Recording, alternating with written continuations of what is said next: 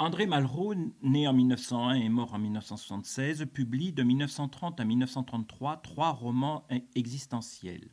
Les Conquérants, La Voie royale et enfin La condition humaine qui obtient le prix Goncourt. Au milieu des luttes révolutionnaires de la Chine de l'époque, l'auteur exprime l'angoisse de la mort que l'héroïsme et l'amitié peuvent apaiser relativement. Première page de La condition humaine. Première partie, 21 mars 1927, minuit et demi. Chen tenterait-il de lever la moustiquaire? Frapperait-il au travers? L'angoisse lui tordait l'estomac. Il connaissait sa propre fermeté, mais n'était capable en cet instant que d'y songer avec hébétude, fasciné par ce tas de mousseline blanche qui tombait du plafond sur un corps moins visible qu'une ombre, et d'où sortait seulement ce pied à demi incliné par le sommeil, vivant quand même de la chair d'homme. La seule lumière venait du building voisin, un grand rectangle d'électricité pâle, coupé par les barreaux de la fenêtre, dont l'un rayait le lit juste au-dessous du pied comme pour en accentuer le volume et la vie. 4 ou 5 klaxons grincèrent à la fois. Découvert?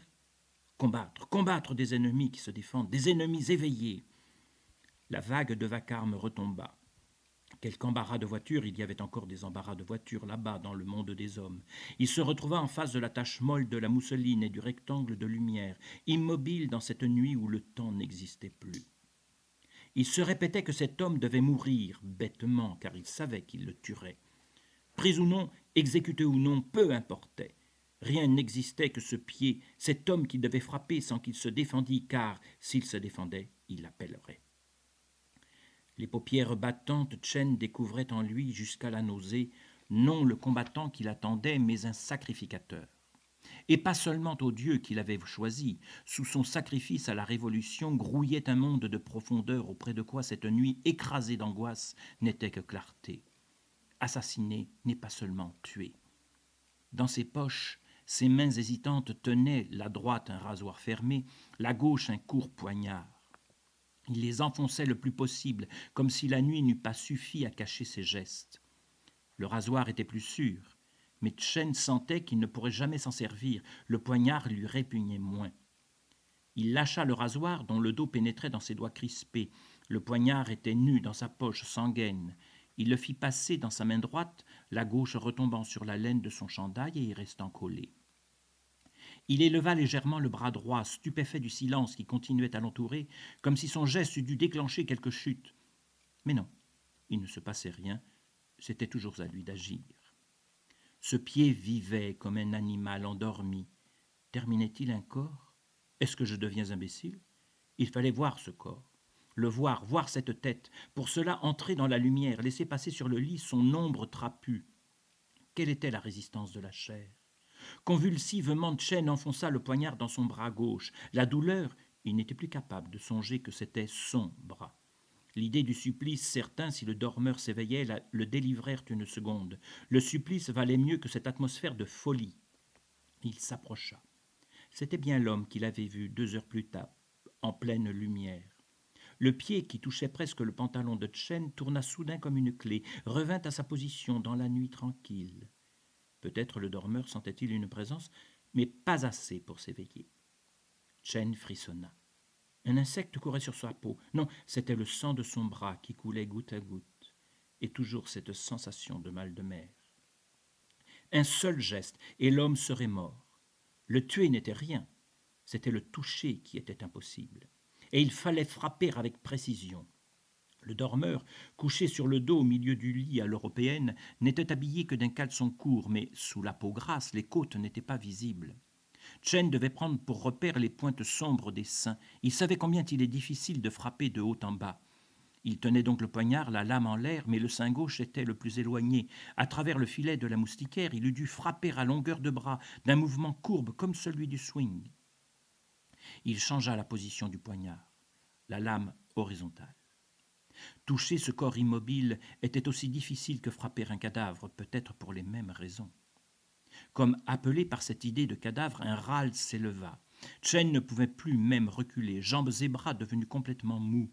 Mais le râle s'ordonna. L'homme ne râlait pas, il ronflait. Il redevint vivant, vulnérable, et en même temps Chen se sentit bafoué.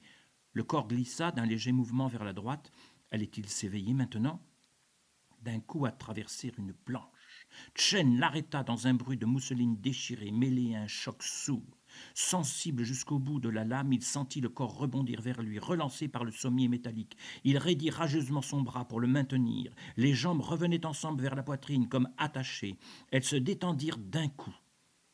Il eût fallu frapper de nouveau, mais comment retirer le poignard? Le corps était toujours sur le côté, instable, et malgré la convulsion qui venait de le secouer, Chen avait l'impression de le tenir fixé au lit, par son arme courte sur quoi pesait toute sa masse. Dans le grand trou de la moustiquaire, il le voyait fort bien. Les paupières s'étaient ouvertes. Avait-il pu s'éveiller? Les yeux étaient blancs. Le long du poignard, le sang commençait à sourdre, noir dans cette fausse lumière. Dans son poids, le corps, prêt à retomber à droite ou à gauche, trouvait encore de la vie. Chen ne pouvait lâcher le poignard. À travers l'arme, son bras raidi, son épaule douloureuse, un courant d'angoisse s'établissait entre le corps et lui, jusqu'au fond de sa poitrine, jusqu'à son cœur convulsif, seule chose qui bougeât dans la pièce. Il était absolument immobile. Le sang qui continuait à couler de son bras gauche lui semblait celui de l'homme couché, sans que rien de nouveau fût survenu. Il eut soudain la certitude que cet homme était mort. Respirant à peine, il continuait à le maintenir sur le côté, dans la lumière immobile et trouble, dans la solitude de la chambre.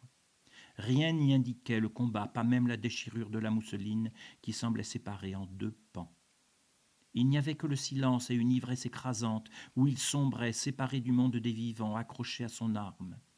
Ses doigts étaient de plus en plus serrés, mais les muscles du bras se relâchaient et le bras tout entier commença à trembler par secousses, comme une corde. Ce n'était pas la peur, c'était une épouvante à la fois atroce et solennelle qu'il ne connaissait plus depuis son enfance. Il était seul avec la mort, seul dans un lieu sans homme, mollement écrasé à la fois par l'horreur et par le goût du sang.